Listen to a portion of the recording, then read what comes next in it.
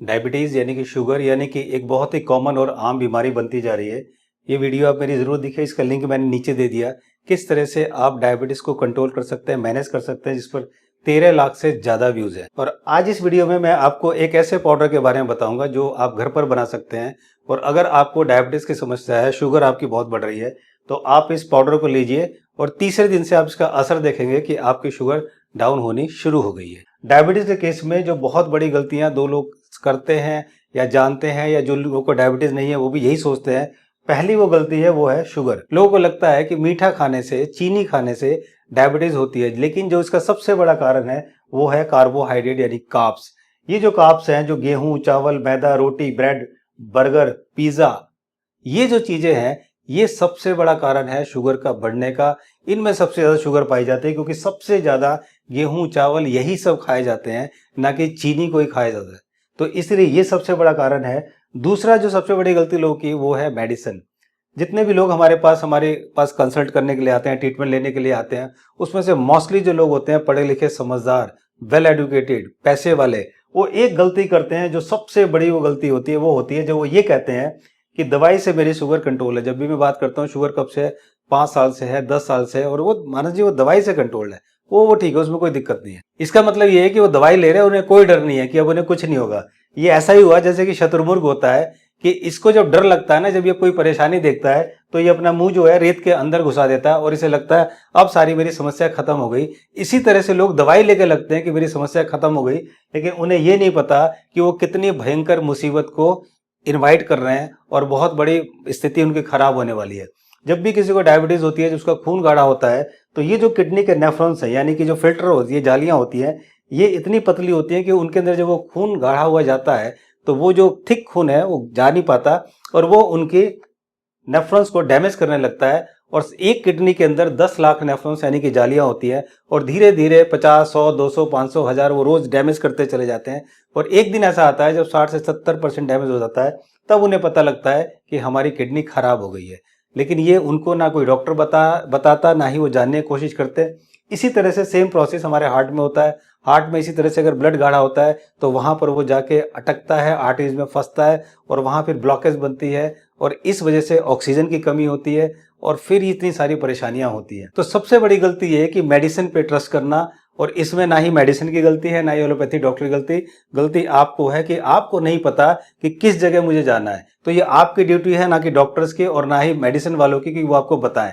तो ये आपको समझना है कि आपको जाना कहाँ है। अगर किसी को हाई ब्लड प्रेशर है, या डायबिटीज है, या थायराइड है, तो एलोपैथी में एक इलाज है, जिंदगी भर आप इसकी दवाइयां लेते रहें और धीरे धीरे आपको ये बीमारियां और बड़ी होती जाएंगी, किसी और रूप में आपके सामने आएंगी।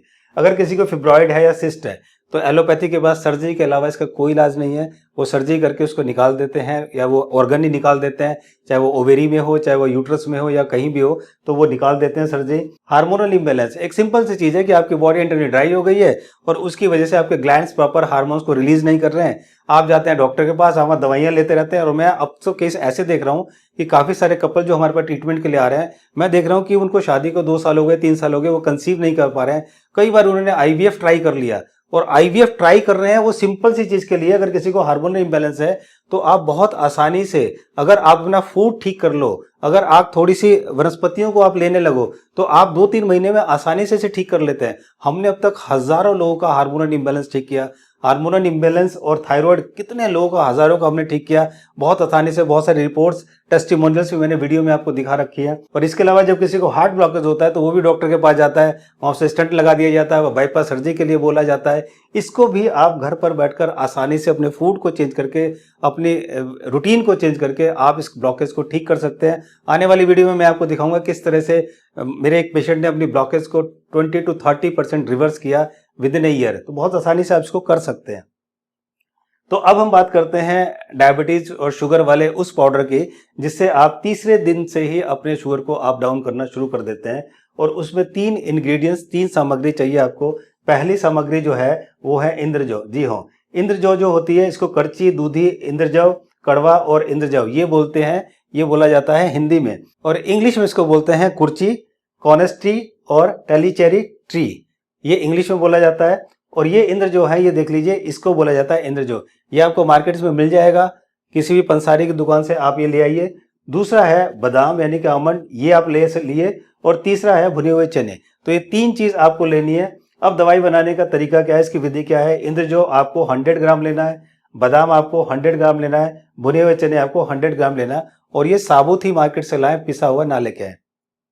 इसे घर पर ही आपको तीनों को अलग अलग पाउडर बनाना है। कूट पीट कर मिक्सी में आप इसको तीनों को पाउडर बनाइए अलग अलग। बनाने के बाद फिर इसको आपस में मिक्स कर दीजिए सबको एक जगह, और इसको कांच के जार में रखें। ये देख रहे हैं आप, कांच के जार में रखें, और इसको स्टील या प्लास्टिक में ना रखें, आप इसको कांच के जार में रखें। अब दवाई लेने का तरीका बताता हूं। दिन में सिर्फ एक बार 1 चम्मच आपको लेना ताजे पानी से। 1 चम्मच का मतलब है 5 ग्राम। जो चम्मच टीस्पून होता है वो 5 ग्राम का होता है। आप मशीन से भी आप तौल सकते हैं। 5 ग्राम इसको लेना है ताजे पानी से, और 1 चाय का चम्मच जो होता है वो 5 ग्राम का होता है। इसके हिसाब से ही आपको लेना है। अब लेना कब है, वो लेना नाश्ता करने के आधे घंटे बाद। जब आप सुबह नाश्ता करेंगे उसके आधे घंटे के बाद आपको लेना है। नाश्ते में अगर आप फ्रूट्स लेते हैं तो फ्रूट्स लेने के भी आधे घंटे बाद आपको ये लेना है, और उसके बाद 1 घंटे तक आपको कुछ भी नहीं खाना है। जी हाँ, और जब आप ऐसा करेंगे तो तीसरे दिन से आप इसका असर देखेंगे कि आपकी जो शुगर है वो नीचे आनी शुरू हो गई। जैसे जैसे वो नीचे आएगी, अपने डॉक्टर से बात करके या जिससे आप ट्रीटमेंट करा रहे हैं, अपनी दवाइयों का कम करना आप शुरू कर दें। जैसे जैसे आपकी शुगर नीचे आएगी, अपनी दवाइयों को भी कम करें, वरना आपकी शुगर बहुत ही नीचे चली जाएगी। और 3 बातों का आप विशेष ध्यान रखें।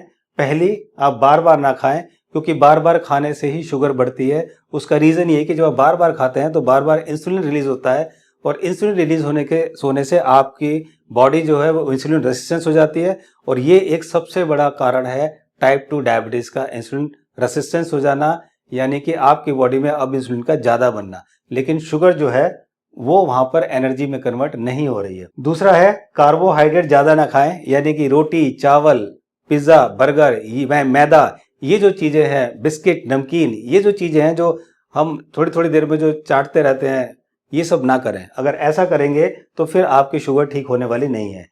दवाई कैसे बंद हो, इसके बारे में जरूर सोचें। अगर आप दवाई ले रहे हैं, अगर आपको शुगर बढ़ी हुई है, आपने दवाई ली है, तो इसका मतलब ये नहीं कि दवाई लेके आप सोच लें कि नहीं अब मेरी शुगर ठीक है। आपको सोचना ये चाहिए कि किस तरह से मैं इन दवाइयों से छुटकारा पाऊं, किस तरह से दवाइयों को बंद करूं, और किस तरह से हम जैसे लोगों से मिलकर, ये नहीं कि हम ही हैं, इस देश में हजारों लोग ये काम कर रहे हैं, आप किसी से भी मिलकर अपनी इस फूड को, अपने इस आदत को चेंज कीजिए, अपनी लाइफस्टाइल को चेंज कीजिए, और आसानी से फिर आप धीरे धीरे जैसी आपकी शुगर डाउन होती है, आप अपनी दवाइयों को बंद कर सकते हैं। तो ये एक सबसे बड़ा आपका अचीवमेंट होगा, मेडिसिन को बंद करना। बहुत से लोग हैं जो अपने आप को पेशेंट नहीं समझते, लेकिन अगर आप दवाई ले रहे हो तो आप अपने आप को पेशेंट ही समझिए, आप अपने आप को हेल्दी मत समझिए। अगर आप हेल्दी समझेंगे तो इसका मतलब फिर आप ठीक नहीं होंगे।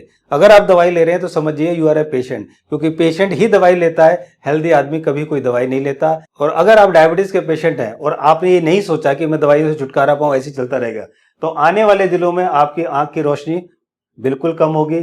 आने वाले दिनों में दिल की बीमारी के होने के चांसेस बहुत ज्यादा है। आने वाले दिनों में आपकी किडनी खराब होने के चांसेस बहुत ज्यादा है, और ये आपको होना ही होना है। और उसके बाद जो ये गिफ्ट मिलता है गैंग्रीन का, गैंग्रीन जो कि पैर में होता है शुगर की वजह से, और उसके लिए पैर भी काटना पड़ जाता है। बहुत से लोगों के पास ये प्रॉब्लम है। तो आप इन सभी चीजों से छुटकारा पा सकते हैं सिर्फ अपनी सोच को थोड़ा सा चेंज करके। एक बहुत बड़ा सवाल आपकी तरफ से बार बार आता है कि शुगर, नॉर्मल शुगर कितनी होती है। फास्टिंग 100 होनी चाहिए, पीपी 140 होनी चाहिए, कोई कहता है 200 होनी चाहिए, कोई कहता है 250 होनी चाहिए, 250 तक कोई दिक्कत नहीं है। तो इतनी सारी जो रेंज है, इसमें से कौन सी रेंज सही है, तो आने वाली वीडियोस में मैं आपको बताऊंगा कि एग्जैक्टली क्या सही है और क्या गलत है। डिसीजन आपका होगा, और आप ही बताएंगे कि हमारी शुगर की सही रेंज क्या है। थैंक यू सो मच अपना टाइम देने के लिए, इस वीडियो को देखने के लिए, इस चैनल को इतना प्यार करने के लिए, इतना लाइक करने के लिए। जल्दी मिलता हूं, तब तक नमस्कार।